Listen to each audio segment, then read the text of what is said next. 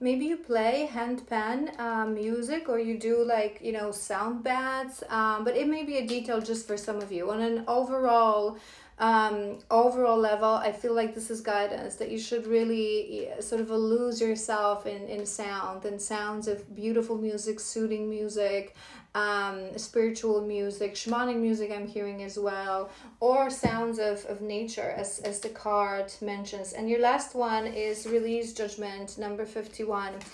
I feel like this goes back to that only thing that we said. Remember that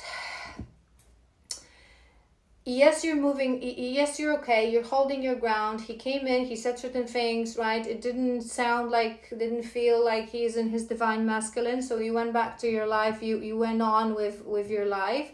But really remember not to make any judgments, right? And any judgment feeds separation and competition. It is rooted in fear. So whatever happens, he says something, right? Don't go into analyzing, oh my God, he said that, it means that he's far away from being a divine, he's far away, he's still in his ego, he's far away from being ready. Don't judge that. He said something. Whatever he said and whatever he did, it doesn't feel like divine masculine, so I'm just gonna disregard it as if it was a random PR message that I just received, and I'm gonna move on with my life, right? Don't think about, why did he say what he said? Why did it happen? Was it a test for me, for him? Judgment, assumptions, release that. Just it happened, it happened. When he finally comes in with a message, proposal, or phone call that shows the actual divine masculine energy, that's where we can start putting our eyes and our direction, our attention towards them. All right, beautiful. Your energy is absolutely beautiful. Let's do your masculine then. I'm just going to do a little disclaimer. If this is the first video that you're seeing, you cannot claim it or whatever is in the energy of this masculine. Your part has to resonate as well, okay? My readings are a whole. You cannot just watch one part and be like, yes, claim, I want it. No. The whole thing. If you're truly that divine feminine that I just described, which is a beautiful energy of divinity, of stillness, of patience, of focus on God, on your mission, if you're truly that, then you can continue watching. All right, where should we start with these? What's going on with your masculine? Moment of truth. Moment of truth. I always say this to you guys. I'm expecting maybe some challenges, but nice energy, because you know, some feminines get lost in this ego mindset still, and this spiritual ego as well, that, oh my God, I've changed so much and he's still behind, and still he's never that much behind. A little bit, because we operate in the spirit realm, which is, you know, spaceless and timeless. We operate in the void, but we're the leader of this connection, spiritual leader. We're the lighthouse, right? But he's never that. We're one. He cannot literally be that far away energetically. If you're sitting in this energy, a cycle or two, it's like maximum that, right?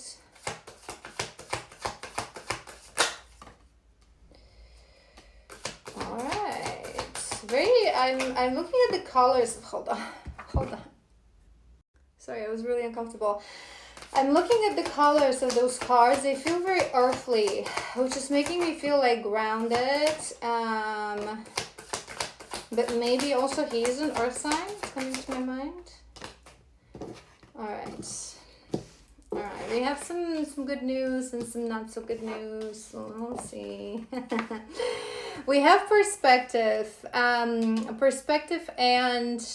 peace, which is good, right? This means that he is gaining perspective. He is seeing things in a different way, from a different perspective. He is shifting, right? Gaining perspective is beautiful, because for so long on this journey, they're stuck in their heads, they're stuck in their stubbornness, in their egos. They see things just the way they want to see things. Their mind is completely closed. So to open that perspective and balance harmony, friendship, I'm also hearing with that friendship that he would really, I feel like he longs for your energy, especially with what we have here. We'll talk about this in a moment. That he would even accept friendship, which is good, because I always say this to you guys, as they return, we have to start from friendship. We cannot jump into a relationship, and it's this recalibration for some pairings, and when both are very ready, it's going to be a short recalibration, right? A couple of months recalibrations, but it's never from one day to another, because it's a very potent energy, two divines coming into union. We really have to learn to fuse properly, right? So we should, and it also shows your divinity. It's divine feminine that shows the boundary, the gatekeeper, everything that we mentioned in previous parts. So we usually want to say, like, let's see where, now we're those that say, let's see where this is going. Can you be there for me as a friend? Because in many of pairings and in many connections, what hurts us most is not that they abandon us, as a lover, as a man that we love, but we cannot count on them when we're going through difficult moments of our lives, which is not showing any kind of partnership, right? So we usually want to see, is this man a true man that can be there for me? Can he check on me every day? Can he be consistent? Can he be a friend that I can count on before I even consider to allowing him into my sacred temple?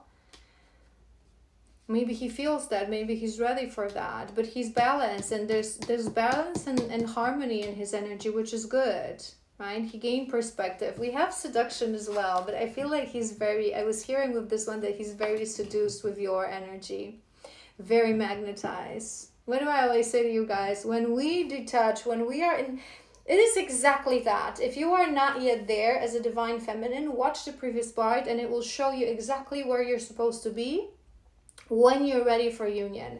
We become like honey for bee, because they feel that we are in divinity, that we are what they need as a divine masculine to build this world.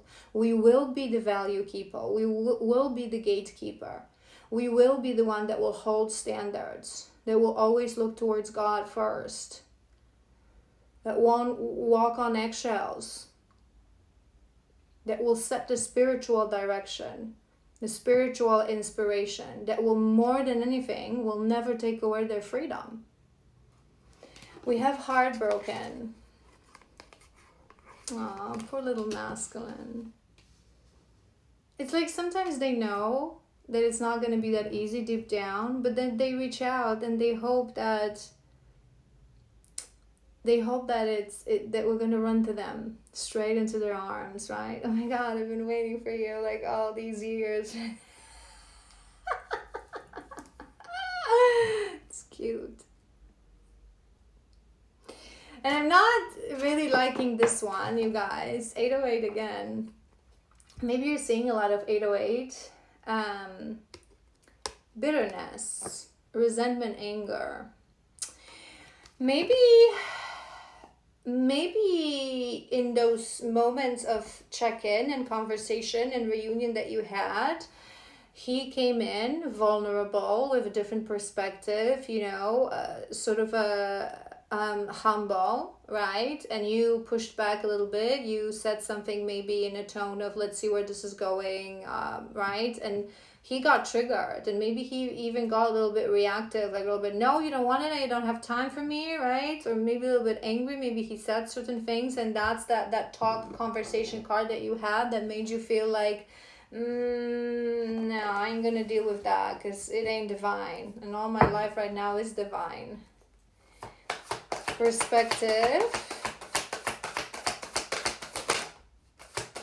Something wanted to jump through. He feels lost without you, I'm hearing.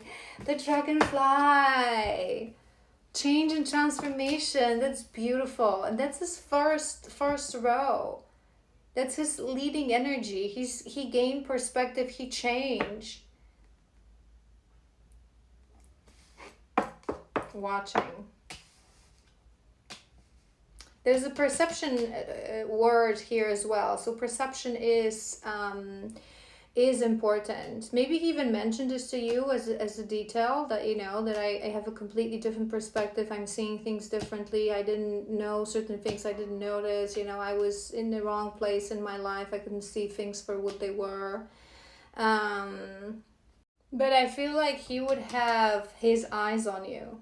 I am sensing in this energy, yes, he's transformed, he's changed, he's balanced, but I am sensing a bit of an obsession, which is okay. It usually happens that way. This is that longing has to, I always say this to you guys, and I've done a video breaking this topic up so you understand.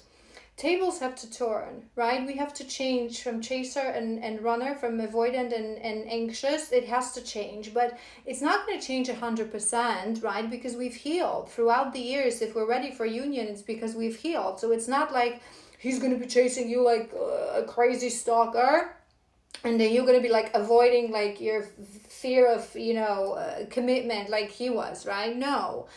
But you're going to be truly in your masculine and your feminine, which means that the feminine is like, I don't know, I'm not sure, let's see where this is going, maybe start from friendship, I don't want to get hurt anymore, like I have good things going on, I don't want to disturb that, right? So you're more in this energy, and we go through this energy to understand, and we really, as they start to return, we start on some level feel that fear. What if I allow him back in my life? I am in my divinity, but it's heartbreaking to see someone who you love cause you pain. So we start to feel a little bit of that fear, so we can fully understand how they felt.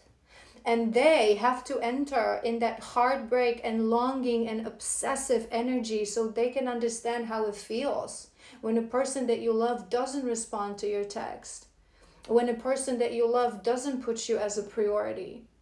So they can feel the anxiety is she's going to respond, is she's going to want to see me? They have to feel the way we feel, and we have to feel the way they felt. So the karmic loop can fully close and the curtain can fall, right? So I feel like he is a bit of a stalker energy, right? Because like he would accept anything, friendship even, because he's heartbroken. He misses you, and he is in that longing. So I wouldn't be surprised if he's like really in your business right now.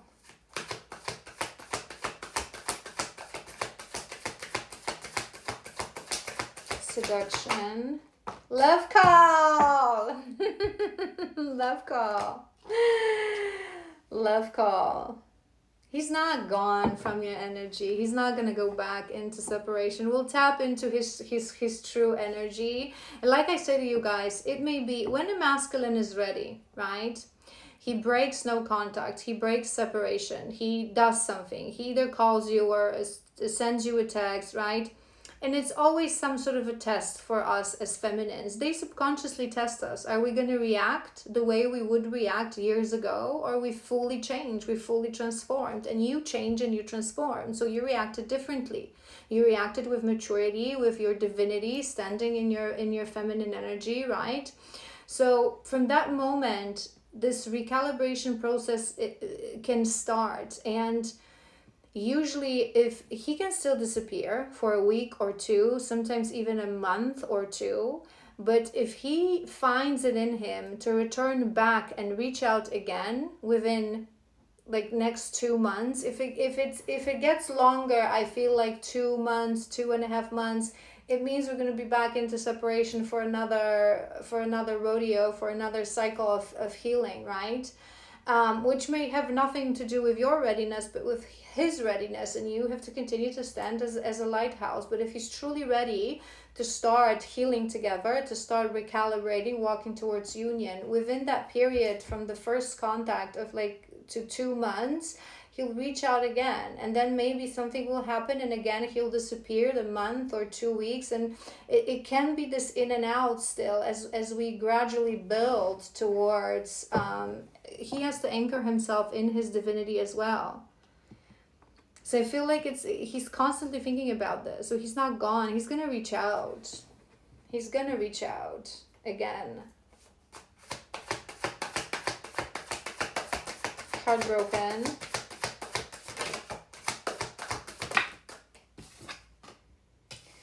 Elusive. Deception, dishonesty. We're gonna see what emotion comes on top of that, but I'm not sensing anything. I'm not sensing anything negative. I'm feeling that he's still not yet completely vulnerable, right? So I don't think he actually said to you how much he is heartbroken, how heartbroken he is, how much despair and loss he feels, and how lost he feels without you. So maybe he mentioned that he has a different perspective. He wants to give it another try. He wants to return to your life. He's been really thinking about you, yada, yada, yada. But I don't think he opened his heart. He's being a little bit protective, a little bit dishonest about how much this affects him.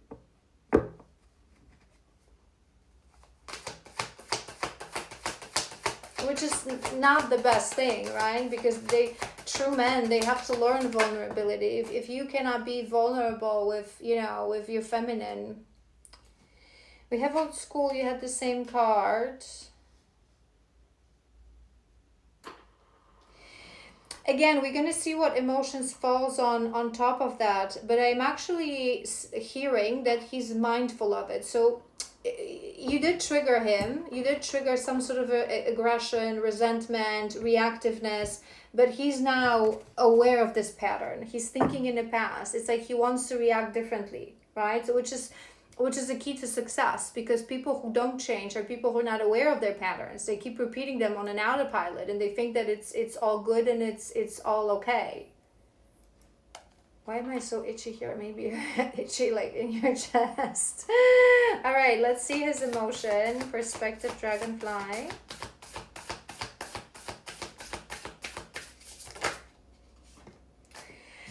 Logic, but that's actually a good thing. It's a shadow, but we have perspective and a dragonfly. So he would be realizing that he was sitting really in a place of logic instead of feeling from the place of his heart. I love this woman. I want to be with this woman. This woman is special. We have a true soul bond. He was thinking it's not going to work out.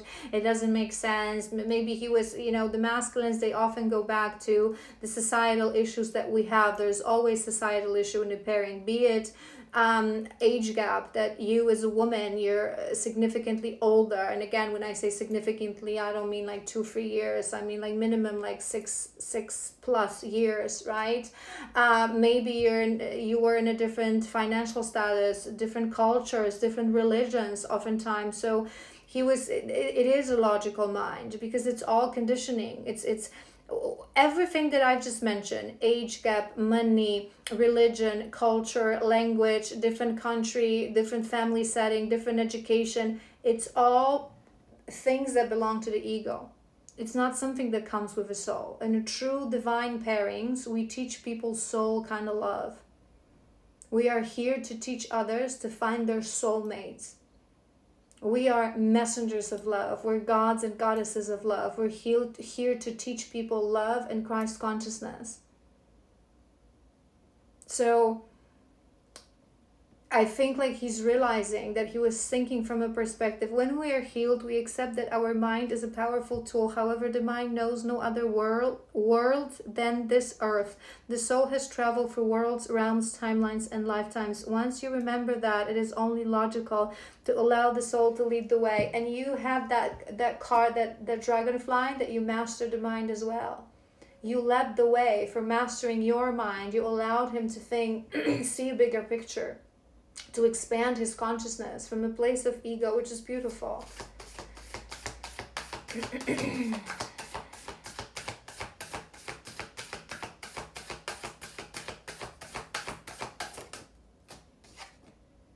Avoidance.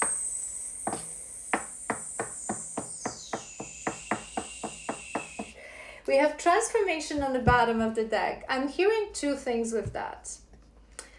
There is balance and harmony when it comes to the shadow. He has dove into this shadow. That's what I'm hearing, right? He knows the shadow. He's acquainted with the shadow. He had a couple of shots of tequila with the shadow, okay? But it is not yet 100% conquered. I'm seeing like that loading circle, and I'm seeing like 80%, right? Which is good, which is a lot.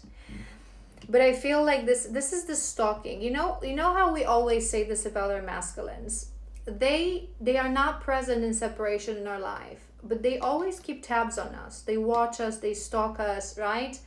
But oftentimes they do it from fake accounts. Oftentimes it's like they watch us, but they never like speak to us or like or comment or react. It's like this hidden stalker, right? Which shows that they are still in avoidance. Because if what avoidance is, I'm going to read through this in a moment, but it's like you don't want to face certain things, right? So it often is this hidden energy, this energy that I'm not going to admit that I'm heartbroken. I'm not going to watch you from my actual account because I don't want to even deal with the thought that you're going to see it and you're going to know and what's going to happen. And then, they crazy overthinkers, what's going on in their mind. But he's overcoming that because he's getting out of that logical mind, right? 80%, is a lot, right? When we release avoidance, we love who we truly are, and we no longer avoid ourselves. We no longer avoid our feelings. We no longer avoid our longing, our desires. We're become authentic, fierce, right? So I feel like it's not there yet. He still feels a little bit of fear when he is about to watch your story. So maybe he still does that sometimes from a fake account, or when he wants to call or text you or send you a message, he still feels a little bit of fear.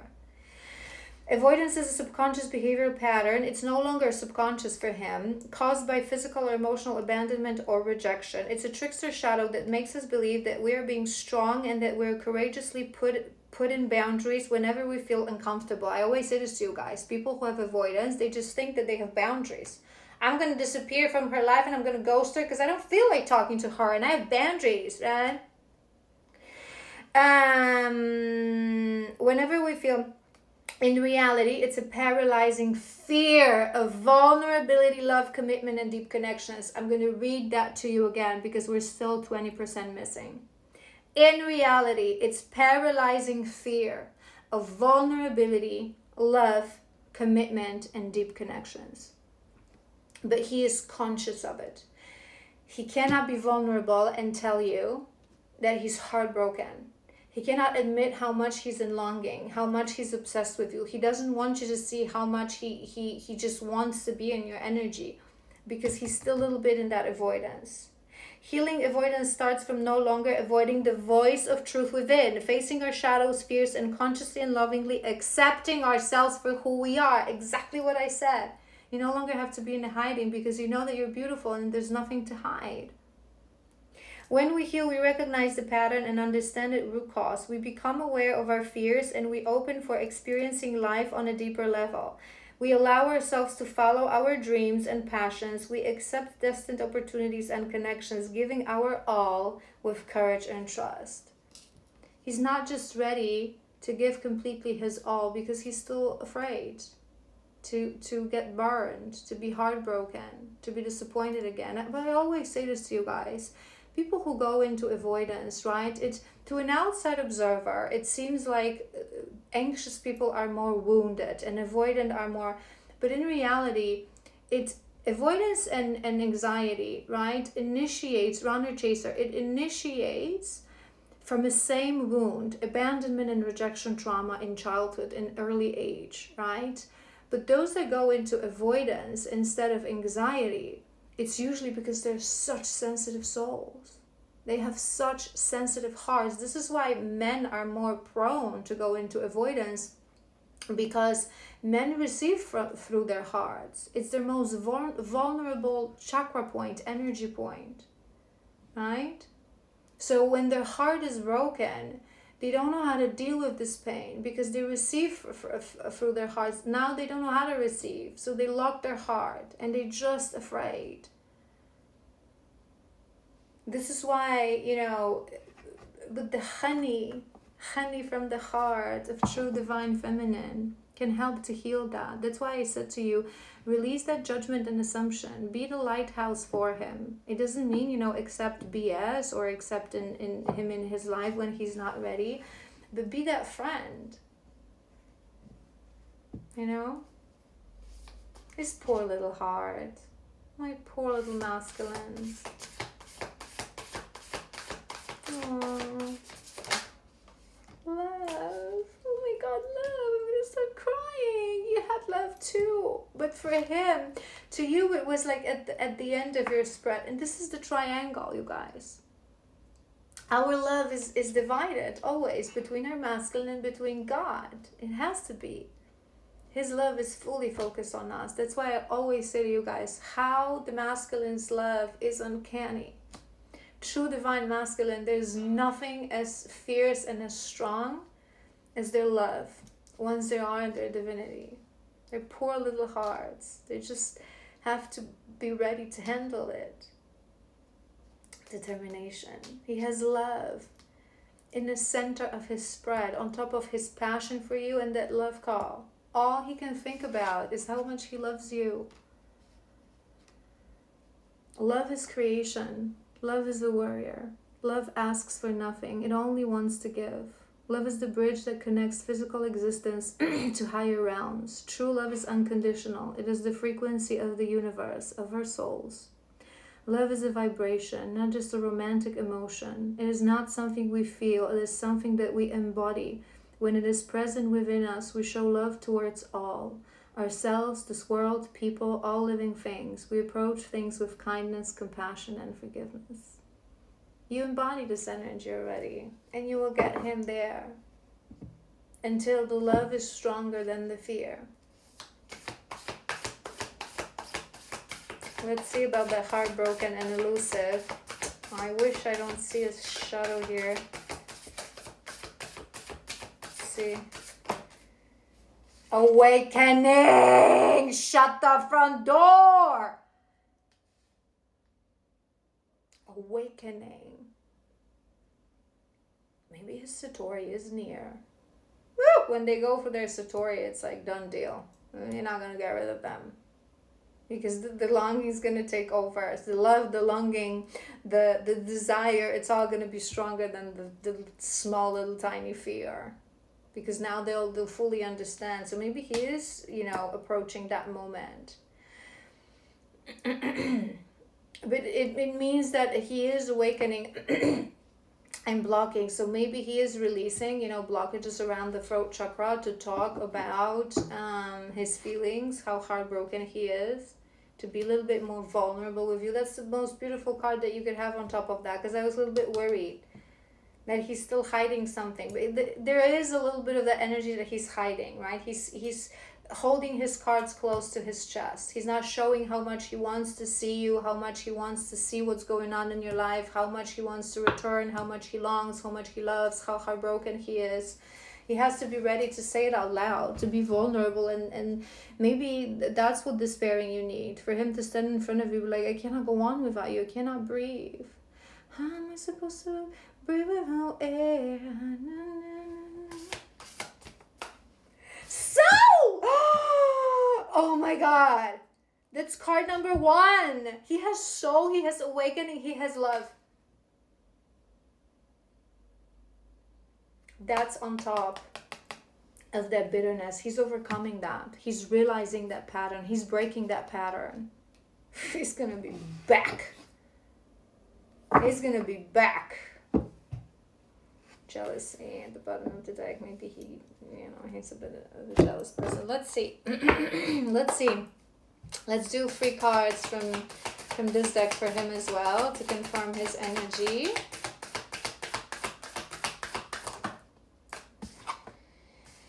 B. That is good. B is honey for a bee. Didn't I say that? You're the honey. This is the card of hard work. This is a card of effort, determination. He's in this energy. He's ready to put in work. I really feel like there are still some blockages around that avoidance, around the vulnerable heart, around truly opening up for you. So be that lighthouse. Help him energetically. Talk to him energetically.